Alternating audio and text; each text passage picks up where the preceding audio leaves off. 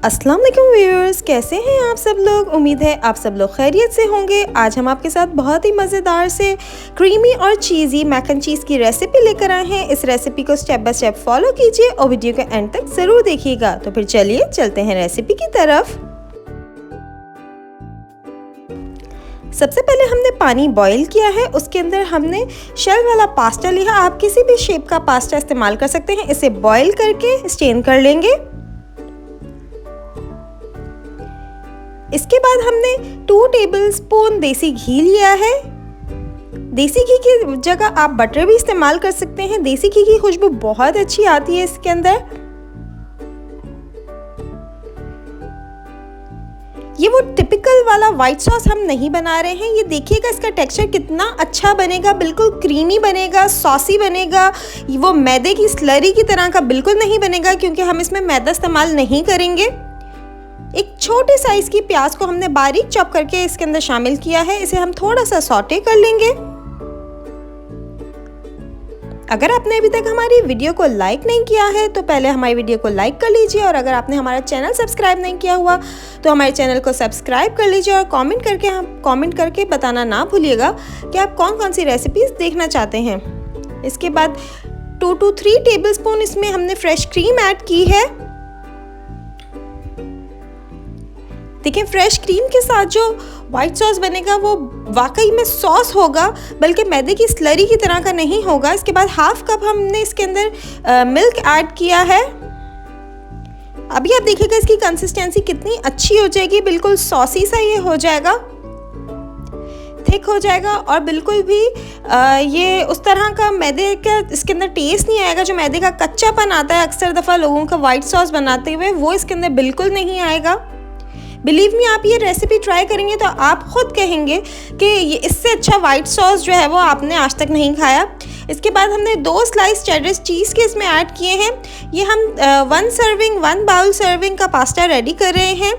इसके बाद हमने 1/2 टीस्पून इसमें ऑरिगेनो हर्ब्स ऐड किया है। अब हम जस्ट इसको इतना पकाएंगे कि ये हल्का सा थिक हो जाए।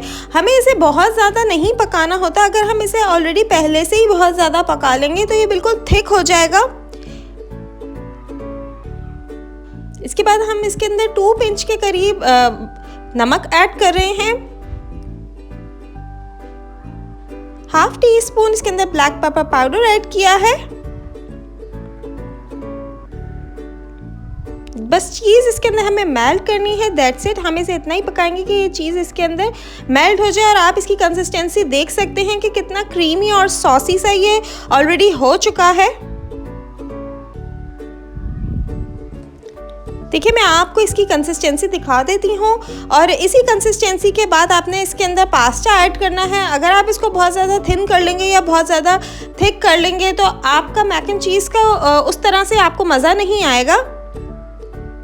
ये देखें, इस तरह की जब इसकी कंसिस्टेंसी हो जाएगी कि थोड़ा सा थिक, ये सॉस की तरह का, जिस तरह मयो सॉस होता है या केचप होता है, ये देखें इस तरह का इसको होना चाहिए है। इस स्टेज पे आप इसके अंदर जो हमने मैकरोनीज बॉईल किया था, पास्ता बॉईल किया था, वो हम इसके अंदर ऐड कर देंगे।